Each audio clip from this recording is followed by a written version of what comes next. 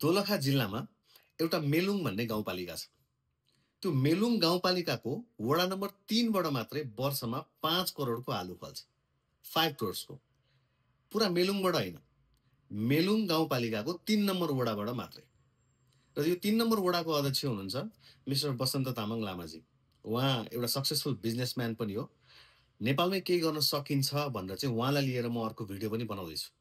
अब मेलुङ गाउँपालिकाको कृषि विज्ञहरू हुनुहुन्छ र मेलुङ गाउँपालिकाको जुन टिम छ त्यो टिमले चाहिँ कृषिको बारेमा अध्ययन र अनुसन्धान गरेर के पत्ता लगायो भन्दाखेरि जुन वडा नम्बर 3 छ त्यो वडा नम्बर 3 को जुन भेग छ, जस्तो माटो छ, जस्तो वातावरण छ, जस्तो हावापानी छ, त्यो ठाउँ चाहिँ किवीको लागि पर्फेक्ट हुन्छ।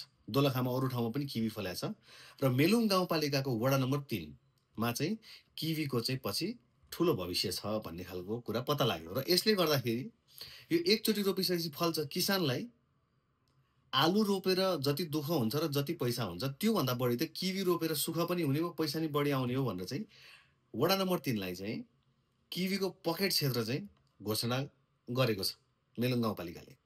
तर मान्छेहरूलाई के भयो भन्दाखेरि वर्षौंदेखि आलु नै रोपेर आएको, आलुले नै बजार भाउ पाएको, किवीमा मान्छेलाई डाउट भयो। यो ह्याबिट हो मान्छेको। पहिलेदेखि त्यही गरेर आएको, अब पनि त्यही गर्ने भन्ने एउटा बानी हुन्छ। तर बसन्तजीले के गर्नु भन्दाखेरि बसन्तजी त त्यही टिममा हुनुहुन्छ। आफैले किवी रोप्नु हो।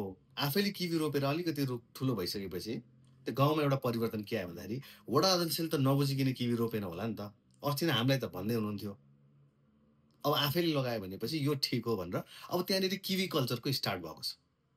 जसले गर्दाखेरि भविष्यमा त्यहाँका किसानहरूले बढी बजार, बढी कमाई र ज्यानलाई अलिक बढी आनन्द कृषि गरेर यो एउटा वातावरण चाहिँ त्यहाँनिर खुलेको छ। अब यो न्युज मैले विशेष गरी किन बनाइरहेको छु भन्दाखेरि हरेक स्थानीय तहले आफ्नो जनतालाई के ठिक हुन्छ, के गर्दा भविष्यमा बढी लाभ हुन्छ भनेर मजासित अध्ययन गरिरहेछ, मजासित काम गरिरहेछ।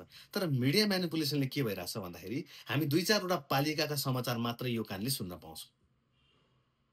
मेलुङ गाउँपालिकाले रिसर्च गरेर कुन वडामा कस्तो खालको एग्रिकल्चर सुइटेबल हुन्छ भनेर त्यहाँको मान्छेलाई जानकार गराउँदैछ। सहुलियतमा बिउ बिरुवा सबै कुरा बाँडिरहेछ।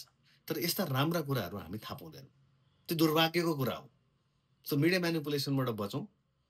एकचोटि मेलुङ गाउँपालिका सबैजना घुम्न पनि जानु होला।